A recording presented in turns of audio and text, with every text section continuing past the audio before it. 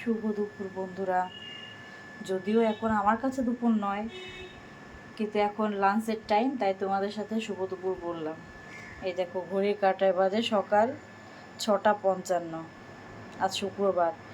দেখো আমার রান্না কমপ্লিট। আজ করেছি ঝিঙে ভাজি, এখানে ডিমের অমলেট করে ঝোল করেছি, যে টিফিনতে তুলেছি বরের জন্য। বাদ বাকি খাবার এখনও তুলতে বাকি রয়েছে, যে এইগুলোতে তুলবো।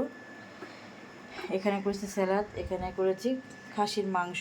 আজকে বেশি কষা করিনি, একটু পাতলা ঝোল করেছি। আর এই যে ভাত উপর করলাম, এগুলো সব এখন এই ছুলকাইতে তুলবো। আজ এটাই আমার লাঞ্চের মেনু। মেয়ের আজকে স্কুল নেই, মেয়ের আজকে রেজাল্ট দেবে, খাতা দেখাবে, তাই যাবো ওখানে 8:30টার সময়। আজ আমার রান্নাবান্না এটুক তোমাদের সাথে শেয়ার করলাম।